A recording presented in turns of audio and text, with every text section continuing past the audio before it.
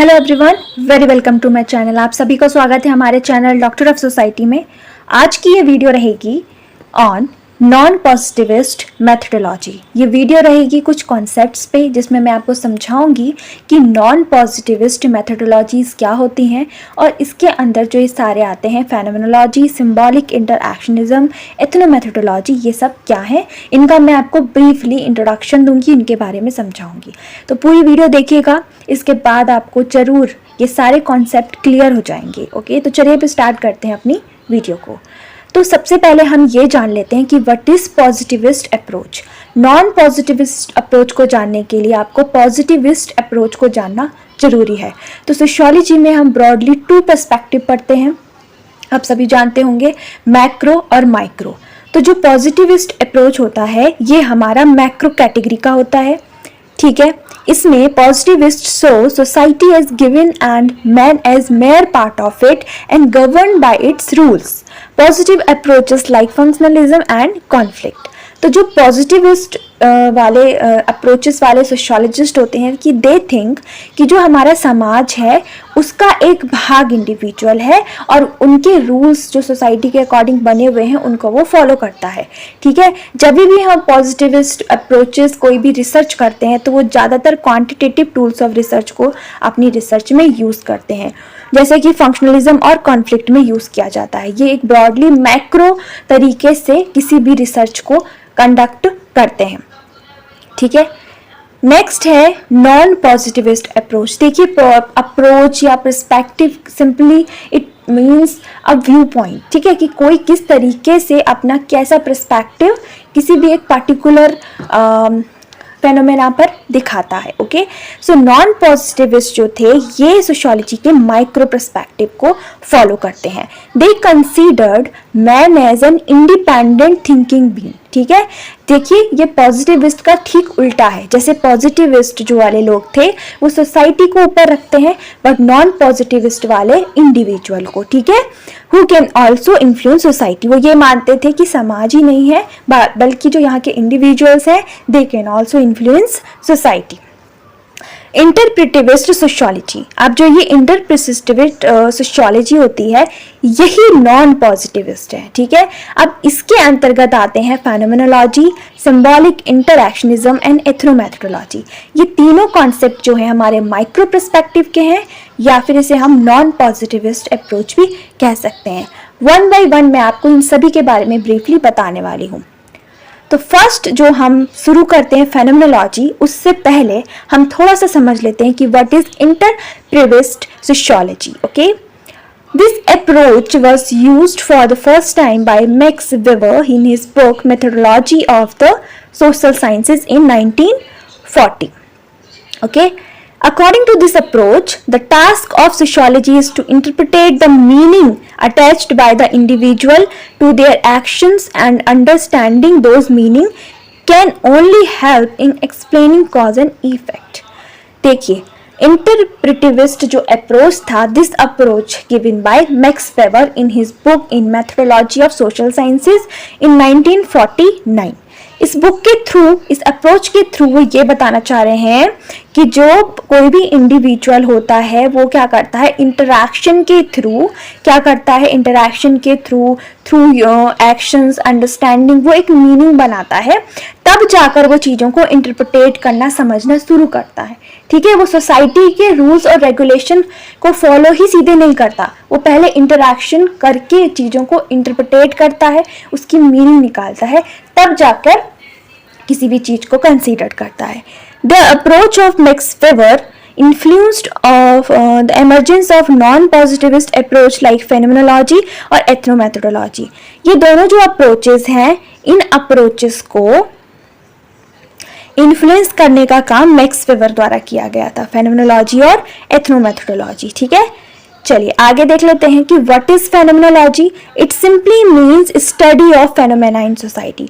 अगर हम प्रघटना शास्त्र की बात करते हैं तो इसका अर्थ होता है कि जो समाज है उसकी घटना का अध्ययन करना। Its philosophical base was initially developed by Edmund Husserl. अगर हम बात करते हैं कि इसका जो फिलोसफिकल बेस है ये किसके द्वारा किया गया, तो ये किया गया था बाय द एडमंड हर्सल के द्वारा, ठीक है। But developed by Alfred suits in his book The Phenomenology of the Social World in 1932. तो 1932 में एल्फ्रेड सूज ने एक बुक लिखी the phenomenology of the social world, जिसमें फेनोमेनोलॉजी शब्द आया और इसका कॉन्सेप्ट आया। पर अगर हम कहें कि किसने इनिशियली शुरुआती रूप से एक फिलोसफिकल थॉट दिया था, तो वो दिया था एडमंड हर्सल ने। ओके, मैक्स वेबर का क्या कंट्रीब्यूशन है फेनोमेनोलॉजी में? तो फेनोमेनोलॉजी में सीधा कोई कंट्रीब्यूशन नहीं है, बल्कि जो उनकी इंटरप्रेटिविस्ट सोशियोलॉजी थी उसके थ्रू एक इन्फ्लुएंस मिलता है to development of this stream in sociology. Okay, I think आपको क्लियर हो रहे होंगे। आगे बढ़ते हैं। अल्फ्रेड सूज work force on an aspect of the social world which he termed as the life world or the world of everyday life. Phenomenology studies the everyday phenomena that happen in our social life. तो जो Alfred सूज थे उन्होंने focus किया था social word पर, जिसको उन्होंने एक टर्म से यूज करते हैं वो लाइफ वर्ड करके, ठीक है, लाइफ वर्ड, जिसको वो कहते हैं the word of everyday life. वो कहते हैं कि दिन प्रतिदिन की जो परिघटनाएं होती हैं उनका अध्ययन किया जाता है परिघटना शास्त्र में, ठीक है। बेसिक प्रीमाइस ऑफ अल्फ्रेड सूज वाज लेटर मोर अब क्या था जो इसको बाद में डेवलप किया गया, ये किया गया था by the Peter Berger and Thomas Luckmann के द्वारा। उनकी बुक आई थी the social construction of reality in 1967। उनके द्वारा ये बुक लिखी गई जिसमें उन्होंने फेनोमेनोलॉजी के जो छोटे बेसिक प्रीमाइस थे उसको और ज़्यादा सिस्टमैटिक किया था, ठीक है। आगे बढ़ते हैं। Phenomenology faded out due to its pure subjective nature. धीरे धीरे फेनोमेनोलॉजी क्या होने लग गई, फेड आउट होने लगे, क्योंकि वो बहुत ज़्यादा सब्जेक्टिव नेचर का हो चुका था। सम कंटेम्प्रेरी सोशियोलॉजिस्ट क्रिटिसाइजेस, जो बाद के कंटेम्प्रेरी सोशियोलॉजिस्ट आए उन्होंने इसको क्रिटिसाइज भी किया for being nothing more than mayor common sense and very narrow and speculated in nature. उन्होंने कहा कि phenomenology is nothing, it is based on common sense, ठीक है। उसके बाद ये फेडेड आउट होनी शुरू हो गई। आगे बढ़ते हैं। नेक्स्ट इज हमारा नेक्स्ट जो टॉपिक आता है इसके अंतर्गत नॉन पॉजिटिविस्ट अप्रोचेस में, दैट इज आवर सिंबॉलिक इंटरएक्शनिज्म, ठीक है, symbolic interactionism. The term symbolic interactionism was coined by Herbert Blumer in 1937. तो इसी को कहते हैं the father of symbolic interactionism is who? So the answer is Herbert Blumer. तो जो हर्बर्ट ब्लूमर है he is the student of G.H. Mead. तो Mead ने भी काफ़ी बातें की थी सिंबॉलिक इंटरैक्शनिज्म के बारे में, बट उनका कॉन्सेप्ट ये नहीं था, कॉन्सेप्ट होगा हर्बर्ट ब्लूमर का ही। जो ये सिंबॉलिक इंटरैक्शनिज्म है, it rejected both social and biological determinism and argue that man himself create social reality by meanings created through interaction. It places a strong emphasis on symbols and languages as core element of all human interaction. तो basically symbolic interactionism यही कहता है कि जो individual है वो interaction के through ही क्या करता है, और इंटरैक्शन के थ्रू वो मीनिंग और सिंबल्स इन सब के थ्रू जनरेट करता है। ये कोई सामाजिक या जैविकीय धारणा नहीं है, it is not a social और बायोलॉजिकल डिटर्मिनिज्म। बट उन्होंने कहा था कि जो मैन होगा वो स्वयं सोशल रियलिटी को क्रिएट करता है विद मीनिंग्स, ठीक है, created through interaction. I hope आप लोग समझ रहे होंगे। आगे जो अकॉर्डिंग टू G.H. मीड, अब G.H. मीड के अकॉर्डिंग क्या था, तो interaction are possible only through some symbols called significant symbols, ठीक है। आप देखिए, ध्यान से देखेंगे, G.H. मीड ने कहा था कि जो इंटरैक्शन होता है वो सिर्फ और सिर्फ कुछ सिंबल्स के थ्रू ही हो सकता है, जिसको वो बुलाते हैं, जिस सिंबल्स को वो बुलाते हैं सिग्निफिकेंट सिंबल्स। ध्यान से देखेंगे, वो सिग्निफिकेंट सिंबल्स कहते हैं इन सिंबल्स को, लाइक लैंग्वेजेस और गेस्चर्स। वो कहते हैं कोई भी इंटरैक्शन कुछ सिंबल्स के थ्रू होता है, जिसे उन्होंने ये नाम दिया जो है कि लैंग्वेज और gesture. The symbolic interactionism spring from a concern for language and meaning. It direct our attention to the details of interpersonal interaction. तो इसका मीनिंग क्या हुआ, जैसे कि इसके नाम में ही रखा है, सिंबल और इंटरैक्शन, इसके थ्रू ही सोशल रियलिटी क्रिएट होती है according to this approach. Okay, now our last approach is ethnomethodology, ठीक है।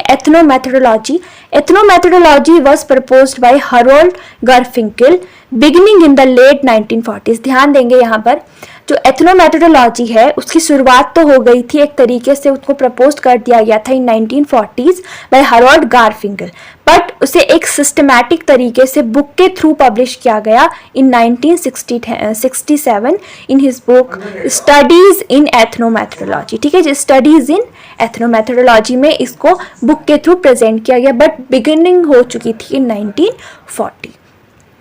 आगे देख लेते हैं, गारफिंकल जो इसके क्रिएटर हैं, he was a student of Schutz and Parson. Alfred Schutz जिन्होंने फिनोमेनोलॉजी दी थी उनके स्टूडेंट है हारोल्ड गारफिंकल, और टॉलकट पार्सन के भी स्टूडेंट रहे हैं। तो अब आप समझ ही गए होंगे कि एथनोमेथोडोलॉजी में फेनोमेनोलॉजी का अप्रोचेस भी कहीं ना कहीं सूट्स के थॉट्स भी रहेंगे और पार्सन के थॉट्स भी रहेंगे, दोनों के थॉट्स हैं। तो कहीं ना कहीं गारफिंकल ने दोनों के थॉट्स को कंपेयर कर ही एक अपनी नई एथनोमेथोडोलॉजी को लेकर वो आए। Phenomenological sociologist tend to focus, अब जैसे जो सूट्स हैं, सो these sociologists tend to focus on what people think। अब ध्यान से पढ़ेंगे, फेनोमेनोलॉजी में ये देखा जाता है कि लोग क्या सोचते हैं, what people think, but in ethnometrologists are more concerned with what people actually do। Phenomenology सोच रही है कि क्या people सोच रहे हैं, but ethnometrology is concerned about what people do। तो ये इसमें डिफरेंस लेकर आते हैं हमारे गारफिंकल। Now, ethnomethodology is concerned with the organization of everyday life and it's examine the methods and procedure that people use to construct an account of their social life। अब जैसे phenomenology में क्या था कि डेली लाइफ में, everyday life में जो phenomena हो रही है उनकी स्टडी करना कि what people think, but in ethnomethodology some method and procedures are also used to construct an account of their social life। So these are some difference about phenomenology and ethnomethodology। Two central ideas to ethnomethodology, this too is very important। तो एथनोमेथोडोलॉजी की central ideas क्या थे? तो first is indexicality and second one is reflexivity. इन दोनों को थोड़ा सा मैं समझा रही हूँ, ध्यान देना। Indexicality means what? It means that the sense of an object or the phenomena, simply it means a sense of object। indexicality का means हो गया एक तरीके का sense, okay? इसको आप ऐसे समझ सकते हैं जैसे कि अलग अलग सिचुएशन पर, अलग अलग फेनोमेना पर, डिफरेंट सिचुएशन पर लोग डिफरेंट टाइप के रिस्पॉन्सेस करते हैं।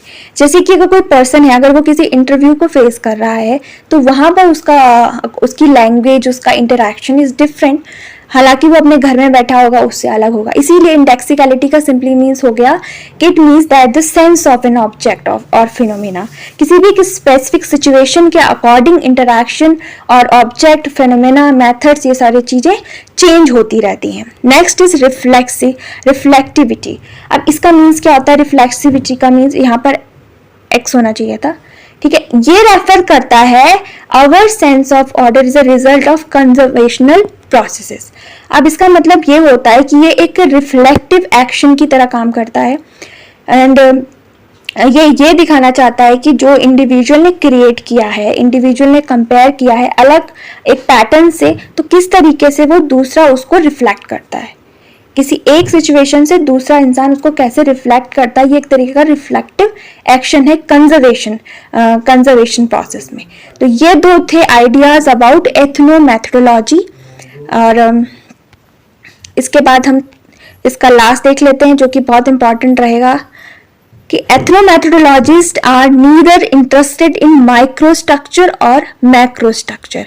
दे are concerned with the artful practices that produce both the type of structure. ये क्वेश्चन बहुत बार पूछा गया है, इससे रिलेटेड क्वेश्चन बनता है कि जो एथनोमेथोडोलॉजीज हैं क्या ये माइक्रो स्ट्रक्चर फॉलो करते हैं कि मैक्रो स्ट्रक्चर फॉलो करते हैं? तो इसका आंसर हो जाएगा ये कि नीदर, ये वाला, they are concerned with the artful practices that produce both the types of structure. तो ना ही ये पूरी तरीके से मैक्रो पर्सपेक्टिव को लेकर है, ना ही माइक्रो। तो ये थे हमारे कुछ concept about non positivist approach, जिसमें हमने फेनोमेनोलॉजी, सिंबॉलिक इंटरैक्शन और एथनोमेथोडोलॉजी के बारे में पढ़ा। आई होप आपको समझ में आया होगा कि किस तरीके से इसे मैंने ब्रीफली बताया है तो ये काफ़ी लेंदी, पर मैंने आपको बहुत ही कम टाइम में आपको बताने का ट्राई किया है। अगर आपको समझ में आया हो तो इसी तरीके से हमारे चैनल के साथ जुड़े रहें। Thanks for watching this video.